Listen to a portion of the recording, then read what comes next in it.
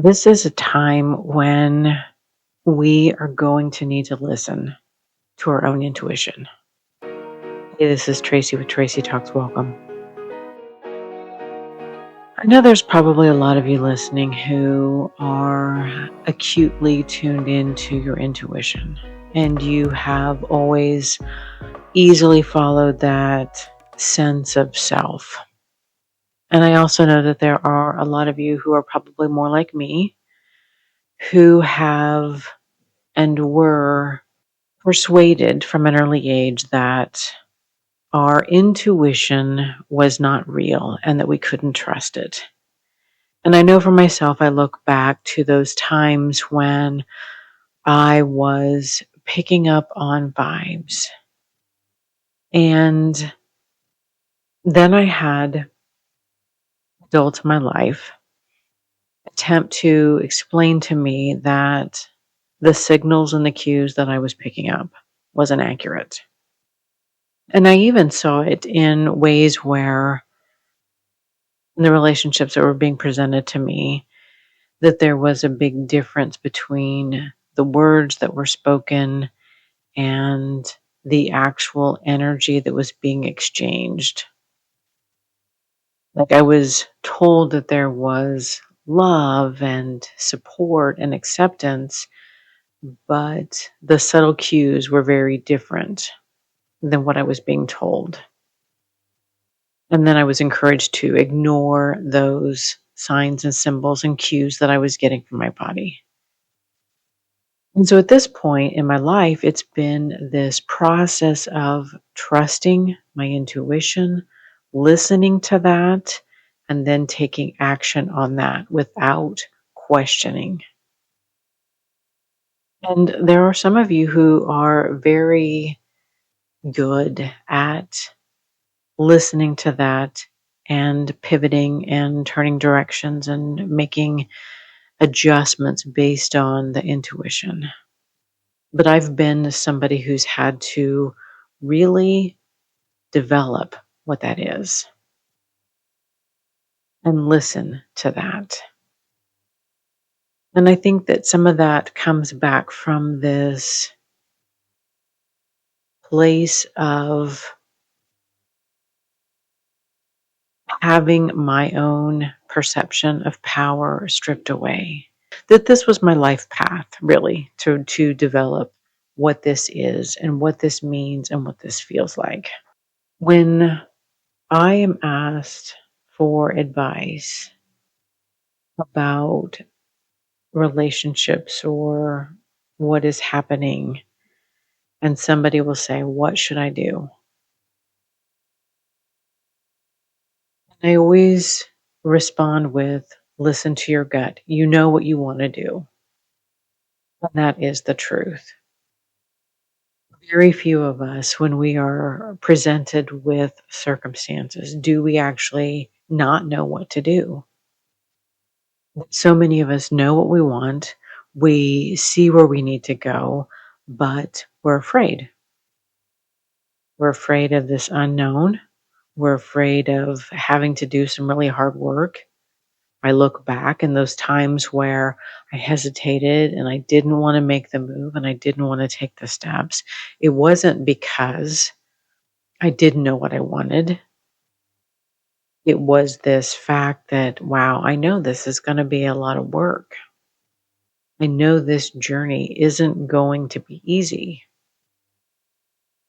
And the alternative would have been for me to stay where I was at and continue to lose myself, to shut myself off to the essence of who I am. And I couldn't do that. Like I rode that as long as I could until the point where it's like, I am losing all sense of myself. And I am sending out this message today that stop asking for more advice, stop asking for opinions. Like, you know what you want, especially as women. We know what we need and what we want. It's not the question of, I don't know. It's more of this not trusting ourselves. or not valuing ourselves. Like what I want and what I need are very valid. I don't have to justify those to anybody. I don't have to explain myself. Like if I am with somebody who questions what I want and what I need, that is not my person. And I'm not saying that there aren't going to be moments where we have to provide more context or understanding, but I look back at so many of my relationships and it's like I was trying to explain like why I need food and water. Growing up, I have a parent who is very attuned to restriction. And somehow I think this restriction is associated with their identity. And it's like this intense way of proving that they can accomplish things. Like there's this thing about like restricting food and I don't need food. So nobody else in the family needs food because I don't need food. And so growing up there was a lot of focus on what we were eating, when we were eating, why were we eating.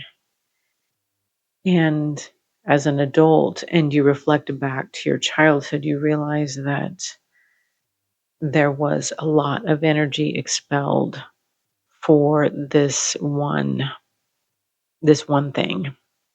And I mean, we need food to live. So here was this person that was trying to see us all as them and form us and shape us all into this same person as they are. And now I realize that those type of behaviors are no different than the reinforcement that I got for my intuition that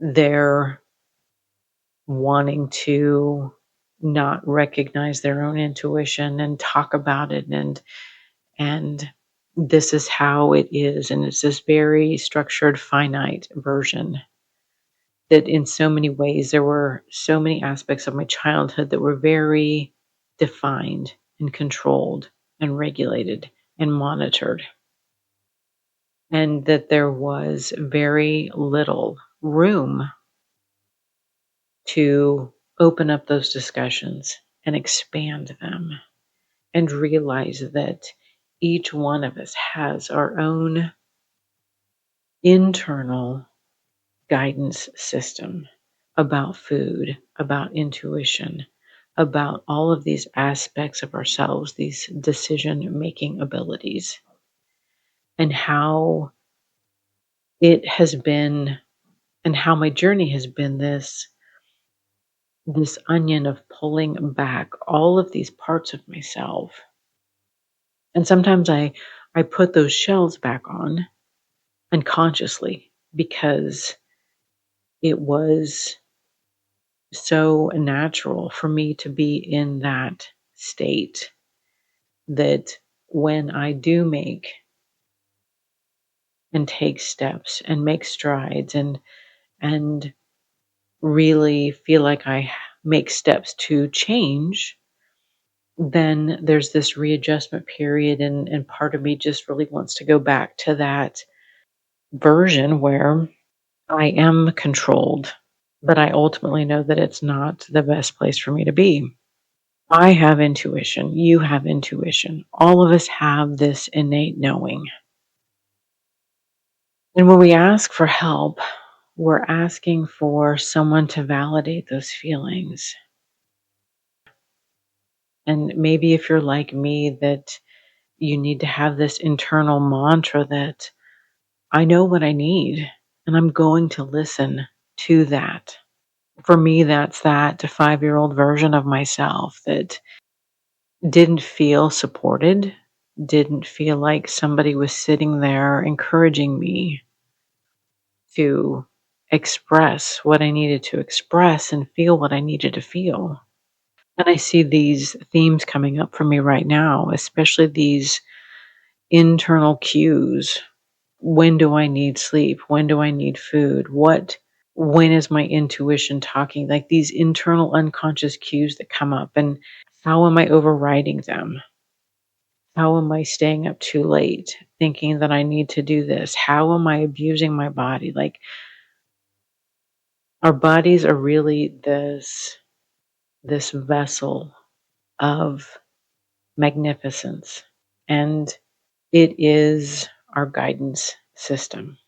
But if we aren't giving it the food that it needs, the water that it needs, the sleep that it needs, all of these things, the love, like how many of us are denying ourselves connecting to people and loving people? And what does that effect have on our bodies? How is that lack of connection hurting ourselves? I recently was able to get away for a few days, and I didn't really announce it to very many people because I just didn't want to talk about it. I wanted to have this experience. I wanted to go experience different parts of life. I didn't want to talk about all these wonderful things. Like it was this internal place that I was going into. And sometimes it's difficult to get away in life because I have pets. There's things that need to be taken care of. There's things that I have to account for. And needless to say, the pets are ultimately fine, but there was a point where they started to withdraw, that they started to hide. They started to pull back because they were missing my connection. And we as people are like that too. We have convinced ourselves that we don't need touch, that we don't need these sensory connections. We think that food and water are basic necessities, but so is touch and connection and how we connect with people. Like how we connect with people is also important. Like if you have a really bad relationship, that is not meeting your needs. Stop trying to tell yourself that that type of connection is just as good as a connection with someone who really sees you and gets you. And what happens when we don't have these things? I realize now that when I don't have good sleep, I don't eat well, I don't move my body, I don't drink enough water, I don't get enough external connection, that my intuition, this whole navigating system that I have, doesn't work properly. And I mean, there are people out there that don't want your navigation to work properly because that may mean you end the relationship, you end the friendship, you quit the job. We're not here just to get by. I fully believe that we are here to experience love and connection at its best. And what does that take for me? That takes me listening to my intuition, listening to my body. What do I need? What do I need more of? What do I need less of? And my answers are here. We each have our own answers. But you just have to listen to the cues that you're getting and trust.